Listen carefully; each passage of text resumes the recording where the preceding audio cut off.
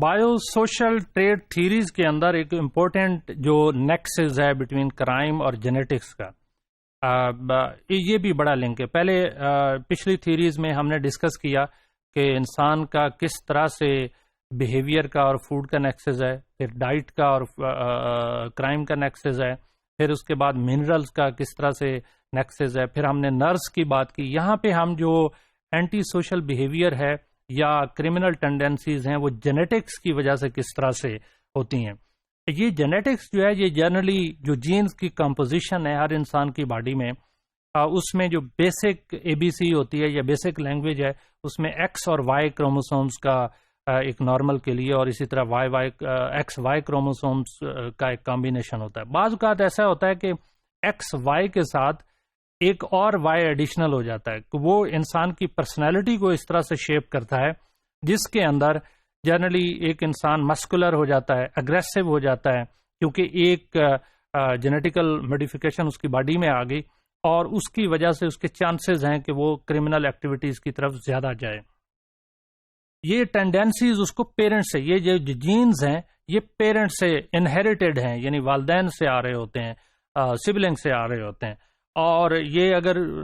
Parents میں aggression کی یا بلینگ کی ٹینڈنسی ہوگی تو جنرلی چانسز یہ ہے کہ بچوں میں بھی اسی طرح سے ہوں گی، اور اس میں کوالٹی آف لائف فیملی کی جو ہے وہ ڈسٹرب ہونا شروع ہو جاتی ہے بیکاز آف جینیٹیکل موڈیفیکیشنز، اور ڈیلیکوینٹ بیہیویئر جو ہے یعنی اینٹی سوشل بیہیویئر یا کرمنل بیہیویئر وہ ڈیولپ ہونے کے زیادہ چانسز ہیں۔ اس کے علاوہ سبلنگ کی جو سملیرٹیز ہیں، خاص طور پہ if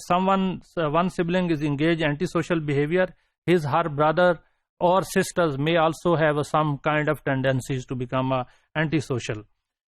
اس کے اندر خاص طور پہ جو سیم سیکس سبلنگز ہیں، یعنی خاص طور پہ برادرز یا سسٹرز، اگر ایک سسٹر میں ہے تو دوسری سسٹرز کے بھی چانسز ہیں، اگر ایک برادر میں اینٹی سوشل بیہیویئر یا کرمنل ٹینڈنسیز ہیں تو دوسرے